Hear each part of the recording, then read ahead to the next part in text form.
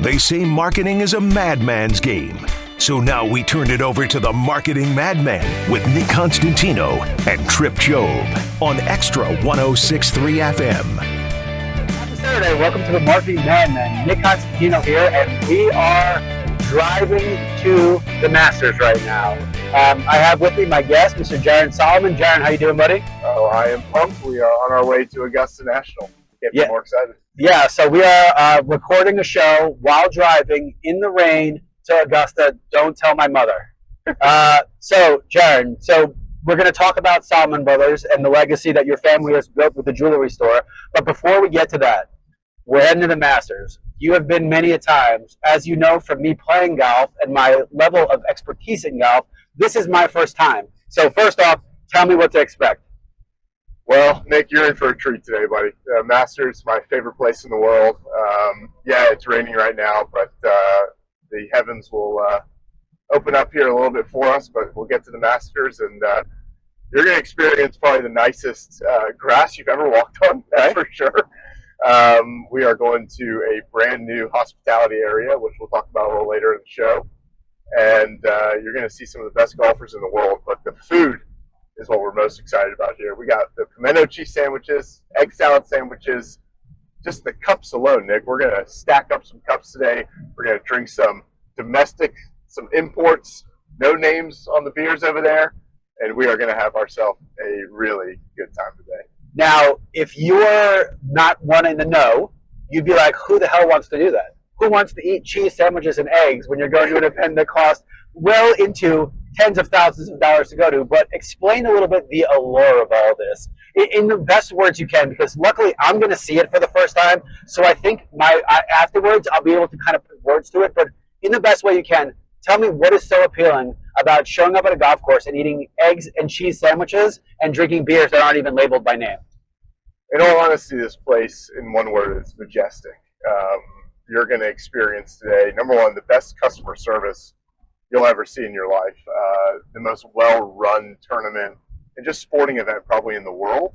And going in there and the simplicity, keeping the prices down on all these sandwiches, the beer prices, the drink prices, everything is just so affordable, so welcoming, and you're going to go sit down on a couple of different holes, watch these guys play some golf, and it is just going to be the most relaxing day and so much fun.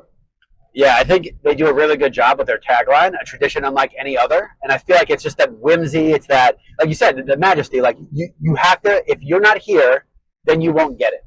And it's not like keeping you excluded, but man, it's pretty hard to get over here. I mean, you're either got to know the right people, you got to be established in the industry around it, or you got to get really lucky, right? Because, I mean, how many people get to go to the Masters every year? What would you say per day? How many people are allowed on the grounds? You know, I don't know what the numbers are on the grounds, Nick, but the coolest thing that you're going to probably see today is you're going to hear a ton of foreign accents. And it is so cool to see people from all over the world that come to Augusta, Georgia.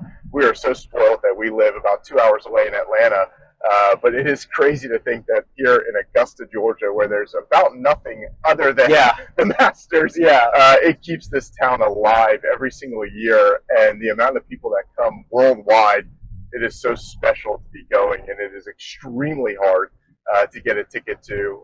And the lottery that they've opened up, which is really cool, where people can apply for tickets every year. But even that is, it's a crapshoot. So it's really cool to be going, and you're gonna see some people today that are just like you, just wide-eyed, and you're gonna walk in there and be like, yeah, TV is amazing. Yeah. But with how, again, majestic this place is, with how hilly it is, get your walking boots on, because it's going to be a long day for you, but it's really something special.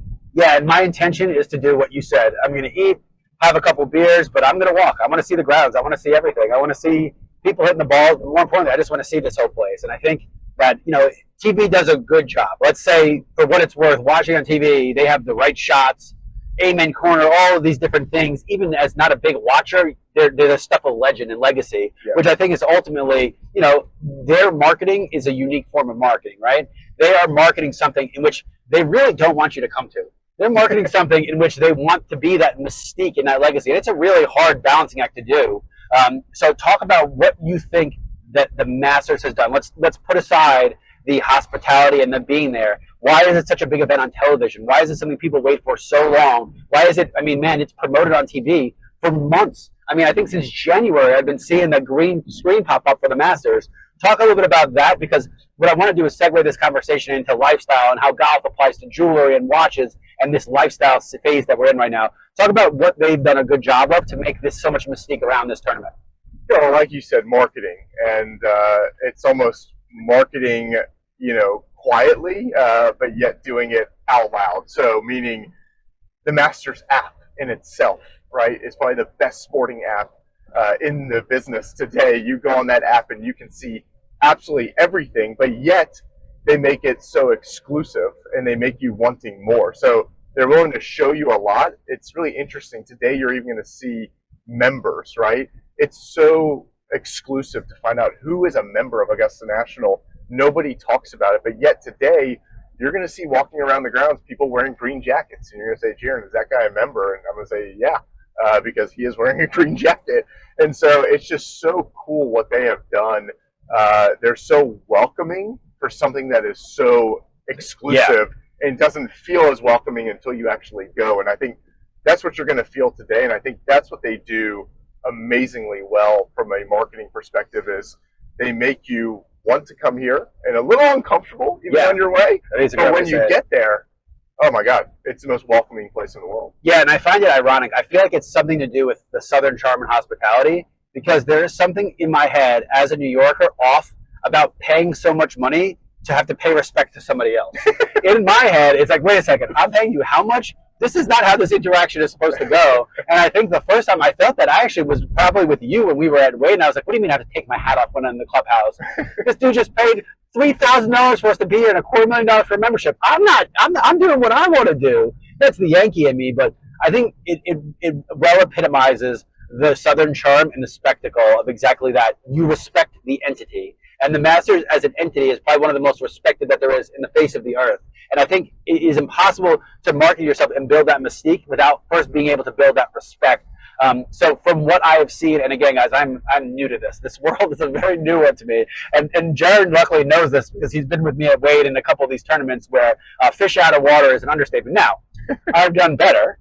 I think the last time I was with Jaron, he said I was the most improved golfer he's ever seen because of how I got my revenge on that course. That's right. But so let's talk lifestyle. Let's transition this conversation a little bit. So one of the things that I've seen over the past couple of years especially is the golf lifestyle has bled over. It's not just about being out there and playing golf anymore. It's about being part of the lifestyle, the gear you wear, the clothes, the clothing brands, with Topgolf. All these things have blended together to make this lifestyle that I think hasn't even gotten close to reaching its pinnacle yet. So talk a little bit about that golf lifestyle, and we'll transition in after the break to talk about how that's bled over into what you do in jewelry. Yeah, no, listen, golf has all of it, right? It's got fashion, like you talked about. Today I'm wearing a hoodie.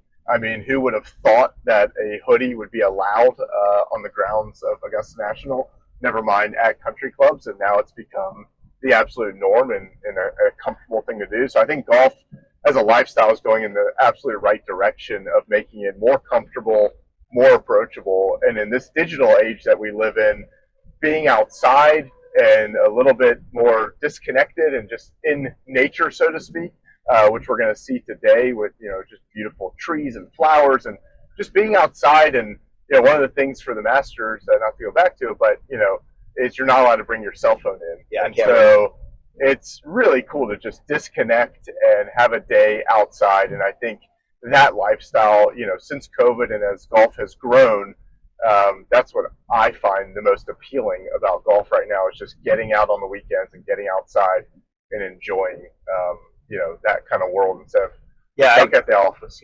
I agree wholeheartedly. And it was told to me a long time ago, if you look at golf in the business sense as golf, you're a fool. Golf is 4 hours, 5 hours of close personal time with people that you want to do business with. And once you start realizing those things, like you said, you're out in the woods, you can't be bothered, you have 4 or 5 hours that is being put away to do something, that the answer is not, don't worry about how good you are, worry about how much you enjoy playing. And then once you get over that hump, I find the sport to be much easier. If you just go out saying, I'm going to enjoy this, all the tension gets released. There's no phone. There's nothing to worry about. You put on some tunes, you have a couple of drinks, and you go out and you enjoy playing golf. And once you embrace that, I think you automatically become better at the sport. I mean, it just in what I've seen. So it's definitely exciting. So when we get back from the break, we're going to continue the conversation, but we're going to transition to what we were actually supposed to talk about, which is jewelry and marketing. You've been listening to Marketing Madmen on Extra 106.3. We got Jaron Solomon from Solomon Brothers, and we'll be right back. So welcome back to the Marketing Madmen on Extra 106.3. We have Jaron Solomon here from Solomon Brothers Jewelers, and we're talking about lifestyle because I think ultimately when you're marketing, one of the hardest things to do, but the easiest things to succeed at if you do it right is to market a lifestyle. You're not marketing an object because then you become a commodity. You're marketing a lifestyle. So, for example, jewelry. I bet you if you're at Augusta and you're going to plan people and you're going to know if somebody is a jewelry purchaser or not, you're going to know the lifestyle. You probably have an eye to pick out those people to know that lifestyle. And that's part of the job, right? You're not just selling jewelry. You're selling a lifestyle of taking care of your significant other, a lifestyle of bling and making sure people notice what's on your wrist. And no matter, or your finger, no matter what you say, no matter what anyone says, that is why people buy these things. So talk a little bit about that before we go into the nuance of the jewelry and the business your family set up. Talk about the lifestyle that accompanies jewelry and how you capitalize on that and how you market to that. Absolutely. So, I mean, look, we are absolutely in the lifestyle business of making people feel good. They're going out, dressing up for a party, putting on their jewelry, and then just every day. I mean, I finally have found pieces that my wife loves to wear, and she wears them every single day to work and feels great about it. And that is what we're looking to do.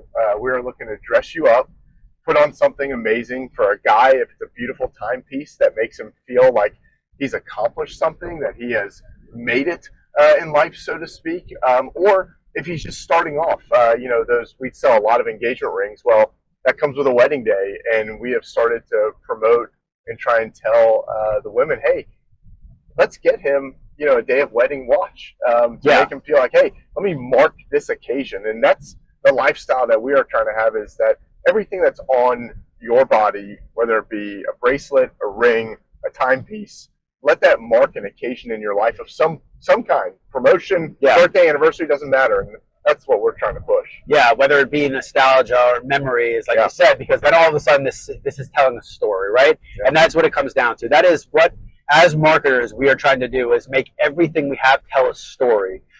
So really quick, for the people not acclimated, most people listen to the station and have heard your name for years now, but talk really fast about the business, how your family came over from South Africa, how you run your business, because that will segue into the rest of how we're going to have this conversation of how you guys have marketed and done such a great job of marketing. Yeah, so really quick synopsis of the American dream. My dad and mom came over to the States in the late 70s from Cape Town, South Africa, and started in the business in 1978. And then quickly, my dad opened up ISL, which is Ivan Solomon Limited, in 1982, wholesaling diamonds. Fast forward into the 90s, and talk radio and things like that made Solomon Brothers really a big name in Atlanta. And Solomon Brothers, my dad brought over his two brothers from South Africa, Howard and Anthony, my two uncles, and Solomon Brothers became, thankfully, a household name here in Atlanta, a lot through, again, marketing through talk radio, now all the different mediums.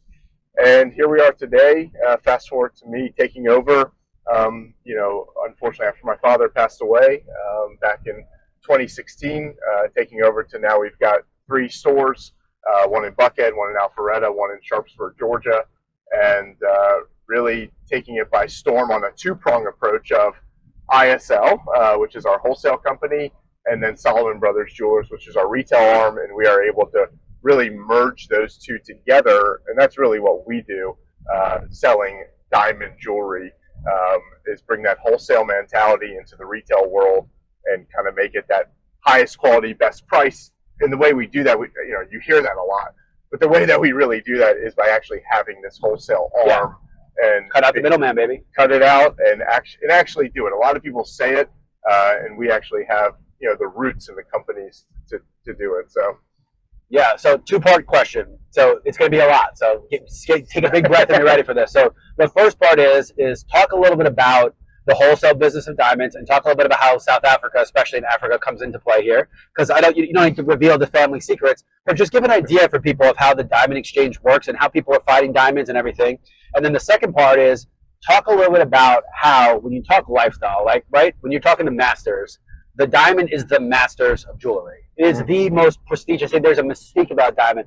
Talk a little bit of that, because that is going to set up the rest of this conversation, which is going to be a lot about how they're making fake diamonds, how it should not be allowed to. So go start a little bit with just how Africa plays in here and the diamond exchange and why your family was able to set up that wholesale part of the business. Yeah, so essentially, right, you want to find the rough diamond. The diamond doesn't come out of the ground all sparkly and clean. The diamond in the rough, if you will. In the rough. And so that's what I'm looking for in salespeople also. That's crazy. So people are going to South Africa, as we did, and they actually are on an auction. They call it a tender. And on the auction, you actually go and you bid on rough.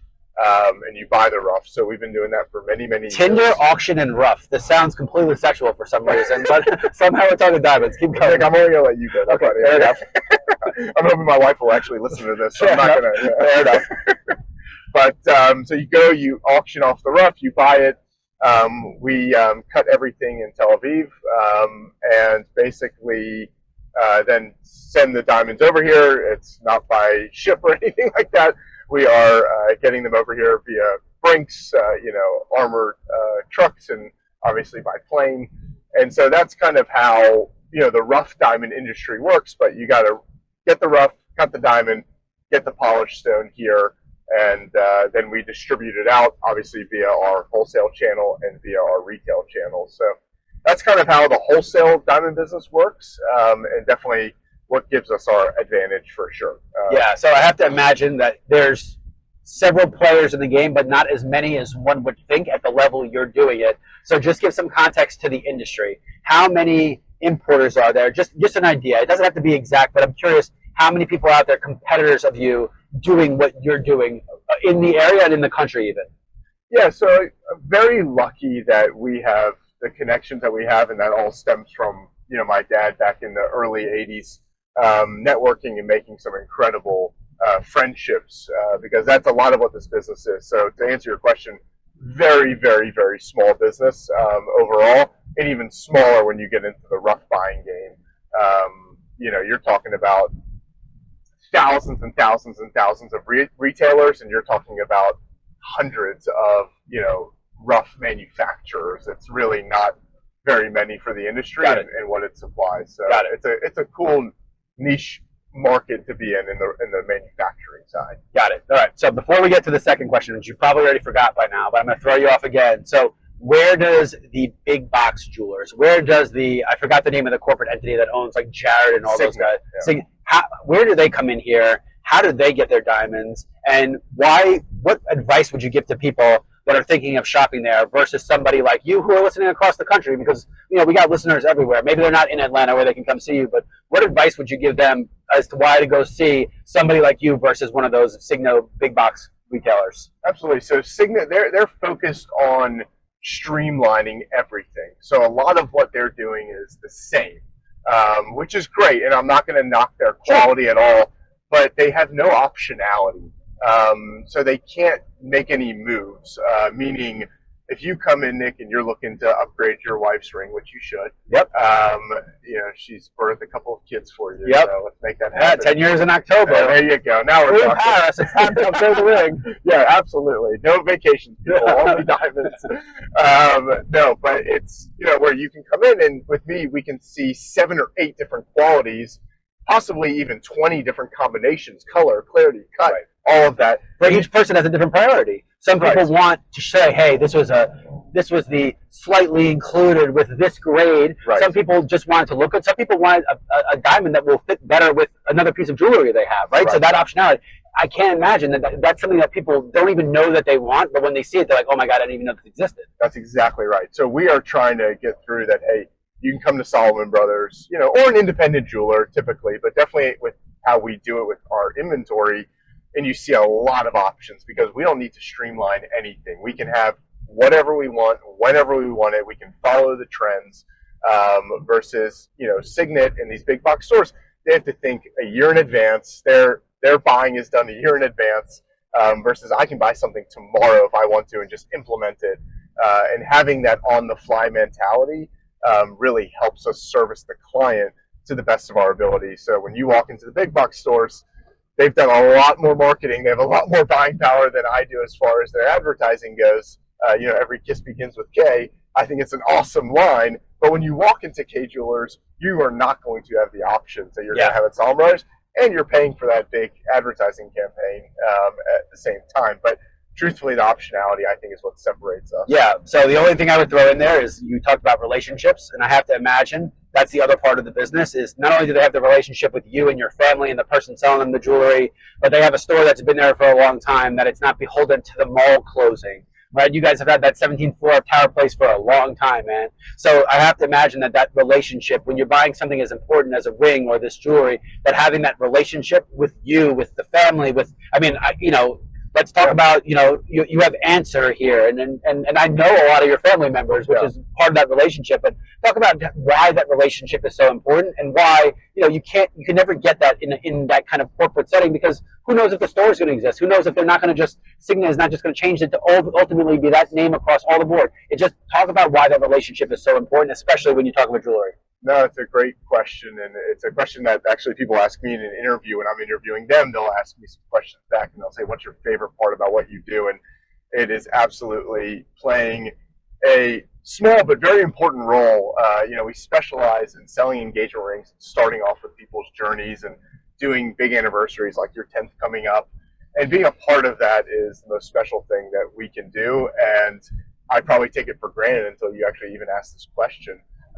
The fact that other people cannot do it, but I can't tell you how many weddings my salespeople have been invited to of their clients, because we're playing such a special role, and we're so thankful to play that role in their life. And yeah, they're going to get a handwritten thank you card afterward. They're going to come back in and see the same faces. We're very blessed to have a great staff that has longevity to it. And when you pay people nicely and you take good care of them and you give a high quality product and you give a great price to the consumer, all things should line up, and that just stems from a great relationship that we're able to carry forward. And I love seeing all the familiar faces that come into the store, and it's been really special to see that. I've been doing it a little over 11 years now, and to see the people and how they speak about my dad and the relationship that he built over 40 years here is just really incredible. So the word I'm going to use here is investment. So I like to tell people this is specifically about marketing, but if you're going to look at your marketing as an expense, you're screwed from the beginning. If you're going to look at it as an investment, you will succeed. I imagine that this is something you are invested in the people spending jewelry with you, which makes them, they feel like they are invested in the jewelry which they're buying. This is not an expense. This is an investment towards the future of their relationship to celebrate their marriage. And if you can make them feel like they are making an investment as opposed to an expense, I have to imagine that benefits you again versus some of these other sellers and retailers. 100%. And to speak to the marketing side of that, right, you always want a return on your investment. You're never doing it just for vanity. Maybe some people, I don't know, Nick, but that's not good advice. Talk about Jaron signing the outfield at the Braves Stadium, and we'll talk about vanity. Okay, got me a little bit there. True. But for people coming in and buying such a special item, the return on their investment is not only that they get to show their love to their special somebody, but that they're buying something that also makes her happy. If their ring is breaking all the time, or diamonds are falling out of it, or things are needing to be fixed all the time, that's no good. So, and believe me, I can tell you, when the wife is unhappy, that's not a good thing. And I don't ever want somebody being like, oh, Salomon Brothers is causing me some stress in my life. There's enough stresses out there. So it's really nice that people have the confidence that when they're buying a quality product, she can put it on her hand, her wrist, her ears, her neck, whatever it may be, and just wear it and enjoy it and know that it's taken care of and that they don't have to worry about a thing. And so I think that investment into that happiness is really, really crucial. And this part of the show is sponsored by Ali Solomon. Exactly. I'm definitely investing. There you go. So I want to set up, because we segued into marketing nicely. Let's talk about the diamond industry. what they've done, because realistically, a diamond is no different than a piece of palladium or another rare earth metal or something that is of value because of its rareness and its. So, what has the diamond industry done a good job of? How do you piggyback off of that, and then how do you use that towards your own marketing? Because ultimately, your goods are only as good as what the perceived market value is of what you're selling. Right. So, what has the diamond industry done right over the past couple of decades, and how has that influenced how you market yourself? Well, I think what the diamond industry did great over the last century, right, is a diamond is forever, and De Beers and real is rare, and things of that nature. Those marketing campaigns that have made people understand that, hey, this is a rare earth mineral, and we are pulling it out of the ground, and there's only a finite amount, and it's really a cool thing when you really think about how many years and billions of years that it's taking for a rock to reach the Earth's surface, and all of the natural things that are happening for that diamond to come to be. I think that story needs to be told a lot more now. I think what the diamond industry is getting wrong right now is not capitalizing on that story, because, Nick, what you're referring to, or we'll get into, is these lab-grown diamonds. Yeah. And a lab-grown diamond is a pure technology product. Yeah. 2 years ago, it took about, you can fact check me on this, people, but roughly speaking, 2 years ago, it would take you months to grow a diamond in a lab. Now it takes you days, and that's over 24 months. It's improved that much. I can't imagine where it's going, but it is getting cheaper and cheaper and cheaper. And the reason why is because it's a technology product. I give a lot of people the example of, I remember walking to Best Buy with my dad, and there was a special part of the store where there was a 65-inch TV, and it was plasma, and it was the whole thing, and it was 20 grand. And now I walk into Costco and there's 85-inch TVs for $350. Yeah. And so that's kind of what that's a good way to put it, right? Because what you're talking about is early adopters versus there's no early adopters in diamond, right? This is not something, because of the processes of the earth. This is not something where you can just buy your way in and hope it adjusts. You're talking about a fine good, a product that the earth is making. So I think that's a good context to put it. So let me ask you this question, just because we're kind of setting up this whole story here. So when you talk about a real in the earth diamond, how many different governing bodies on there? Is there regulation into what is a real diamond? Because I think, again, part of this is there's got to be bad actors here. There's got to be people. Yeah. What is regulating said industry, or is it just an unspoken thing? Talk a little bit about that, because I think that'll help put even further pressure on why these things are so valuable. Yeah, no, there is a ton of regulation on it, and there are diamond councils. There's still the Kimberley process that the rough has to go through. But what people would be most well known for, and that the consumer should worry about, is the GIA. So the Gemological Institute of America, which I know it says America in it, but they are worldwide. They're in every major country all around, on every continent, basically.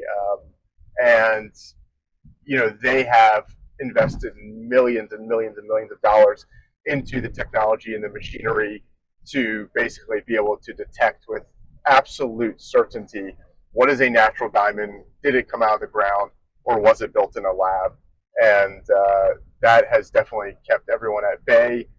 So the GIA will grade lab-grown diamonds. They will put lab-grown diamond on it. Got it. And then they will have natural diamonds. And you're talking about even a half-life process, right? If you're doing a real test, you could actually probably tell how old the carbon that became the diamond is when you're in a real lab. In lab grow, you can't. It's impossible, because you're not talking about the same processes. So I mean, it's not advanced science. They do that with everything now. It's just this is the institute that has the technology, probably patent the technology to be able to do this on a scale level. Exactly, 100%.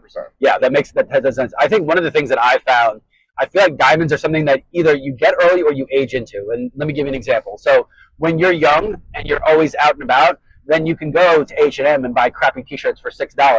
But as you age, like, I don't want this T-shirt to fall apart. Like, I don't have time for this stuff. So you buy things that have perceived value. Like for watches, right? When I buy a watch, the intention of not buying the watch is, hey, I'm going to wear this for a couple of months and that's the end of it. My watch is, I might just give this to my child, which all of a sudden now changes the value perception you had. Who cares if I'm spending $5 grand if I'm going to own this thing for the rest of my life? Well, I'd rather own that than own 20 watches for $500 that are going to fall apart. Right. So I think that is something you have to age into. So what are you doing on your front to change people's perception and getting those people who are brand new, don't want to spend $8,000 in their pocket for an engagement ring. How are you marketing those people and kind of carrying on the legacy of what the diamond industry has done so far? Well, I think you've given a great example there, and I actually think that I don't want listeners to think I'm knocking on lab-grown diamonds, because I actually think that they serve a purpose, and I think that at a certain stage in your life, not to dumb it down or anything like that, but it can be a really great product, and that's how I would describe it, though. But I do think eventually one day, the way I see this going, is that people that own a lab-grown diamond will age into saying, hey, I would like a natural diamond and something to pass down forever that is rare, that can't just be replicated over and over and over again. And that's where, again, I don't want to use the word knocking it, because I'm not. We sell plenty of lab-grown diamonds because I think that number one, there's a huge demand for it. But I do think that people will age into it, using your words, Nick, to say, you know what, I want the real McCoy, right? Yeah. That saying comes from somewhere, and the diamond industry is absolutely that. And I do think that, when you're walking around with a 3, 4, 5 carat rock that is made from a lab, I don't think that it's going to be very comfortable for anybody to hear the question, oh, is that a lab-grown diamond? And then get that look afterward. That's like, oh, okay, you only spent X. But I do think a good stage is to start with it. And women are way worse. Like, dudes don't look at each other and be like, is that Rolex fake? But a woman would be like, they would ask completely, because they actually try to be like, oh my gosh, she doesn't have more than I have. Why is hers 4 and mine is 3? So I think it's funny. I think it's one of those things where, like, yeah, $2 wine is great until you try Opus 1. Yeah, Jim Beam is wonderful until you try a $200 bourbon. And then once you know what the real thing is, I think it's really hard to look back. So I think it's similar, right? Now, all of a sudden, when you know, hey, I've made it and I can afford $10,000 to go buy a nice 2-carat ring, and now all of a sudden the value is there, I think that's it. What has the lab-grown diamond, what has it done to the traditional diamond industry? Driven prices up, brought them down? What has it done as far as supply and demand goes? So in the immediate aftermath, basically in these last 3 years, it has brought the prices down pretty tremendously. In the natural world. To compete, or just because now there's more diamonds, so there's less demand for the traditional ones? Exactly. It's more of a supply and demand deal. Maybe I will buy the ring now. All of a sudden, if you tell me this, I'm going to hold you to it. No, it is absolutely time to buy a natural diamond. They're back really to prices in the early 2000s, and that's when we really started to see that climb. So now we've seen it steady out the last 3 months. The first quarter of this year, we actually saw prices increase a little bit. And normalizing, though. I imagine that's your phrase. They have a little up and down, but they're kind of at that normalized phase, which is a good thing probably for the industry, I have to imagine. Absolutely. Yeah, absolutely. No, it kind of went through that COVID scene where it was unsustainable. You're buying a 2-carat diamond for $25,000, $26,000, and it's like, that's not a normal 2-carat. So I think the prices came down more from a high rather than it coming down from actually what it should have been, if that makes sense. Got it. Yeah, I love it. It makes a ton of sense. I think we're going to break here, but when we're going to get back, we're going to finish up this conversation, and then we're going to give you guys the update on what Map and Flag and what the Masters looks like, because we are pretty damn close to Augusta. You've been listening to the Marketing Madmen on Extra 106.3, and we'll be right back. Welcome back to the Marketing Madmen. Nick Constantino here with Jaron Solomon, and we made it. But before we break the ultimate code of silence and tell everybody about Map and Flag, Jaron, what does the future of your industry look like, my man? What does the next 5 years look like? What does it look like for marketing? What does it look like for diamonds? What do you think is going to happen? Tell us some future, buddy. Oh, man. So definitely looking at the experience in retail, we are selling a product that, has never been able to take over the online world, because it is a touch and feel product. And, Nick, we want to give people the experience. That's why when you walk into our stores, we're already going down the path of having a bar in the store. You've been up there. There's drinks flowing. Yep. And we got. And it's got to be experience, so you got the right booze too. We're not putting the rack stuff. We got the good stuff in there. only the best. And we got the TVs going, and we got all the games happening, so that guys can come in on a Saturday during college football, and they can watch all their favorite teams. Tell us, hey, we'd love to see this game or that game. We can turn it on for them. We know that has nothing to do with jewelry, but that has everything to do with the experience that they have in our store. And we're just going to continue to find little things to make the experience that much better, so that coming into Solomon Brothers and shopping for jewelry is just fun and it's a good time.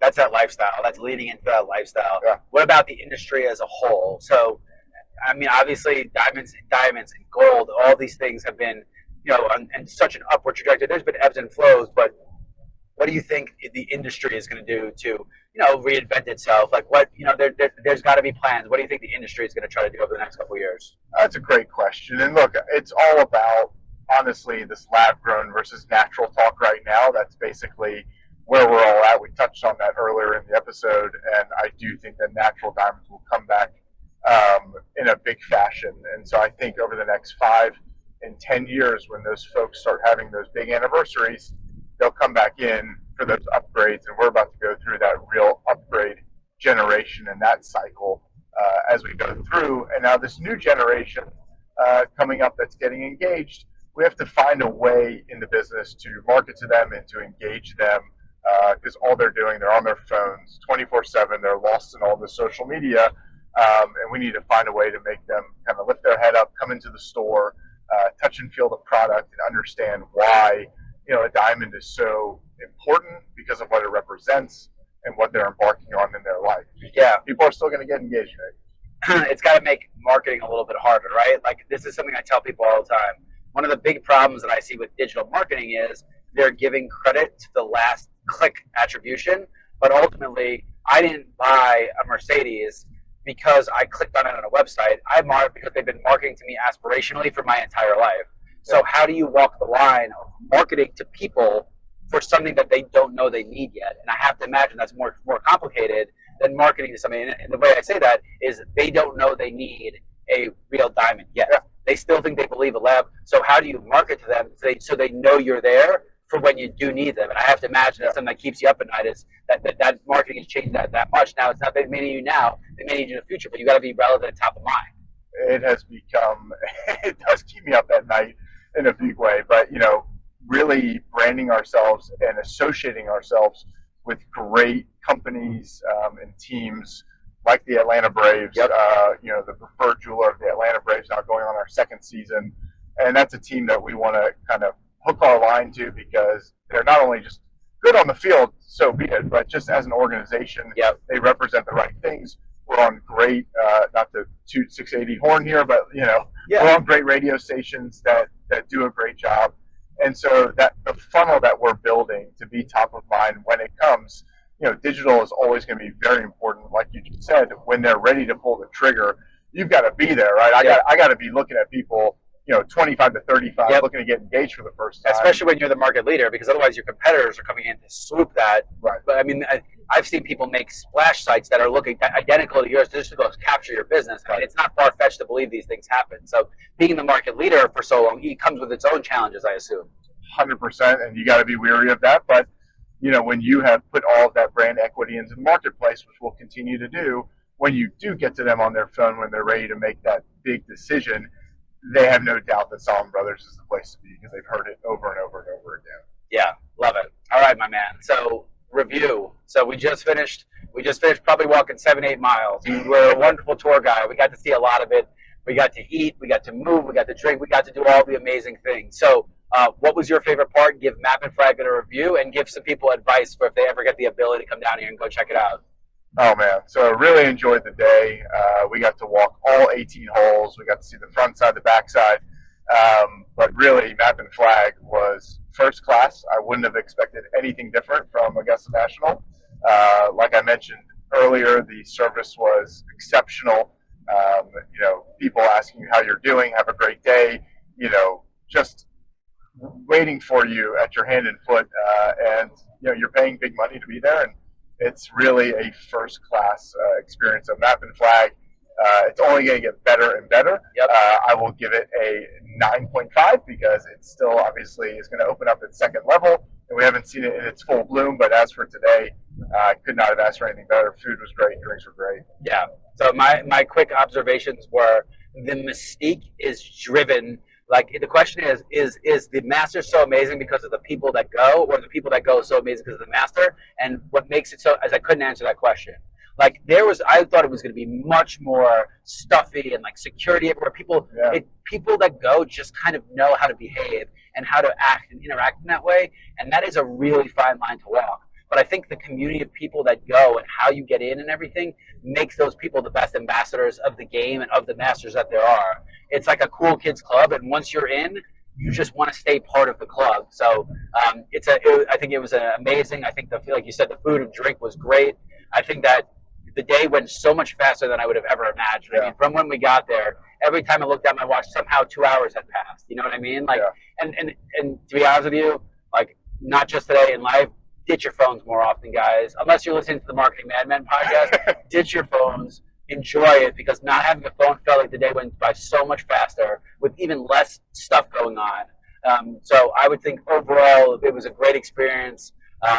If I ever have the opportunity, I would love to go back again. It was not so easy, and it comes off my budget line, so I'll be dealing with this one for quite some time. But it was awesome. Special place. Yeah. So Jaron, well, thanks for coming for the day. Thanks for doing this in the car ride. Tell everybody how to find you guys on socials and everything. This was awesome, Nick. I appreciate it. Yeah, at Solomon Brothers on Instagram, and again, our 3 locations in Buckhead, Alpharetta, and Sharpsburg, Georgia now. Sharpsburg, Georgia. You heard it here. You can listen to the Marketing Madmen on Extra 106.3, and we'll catch you next time.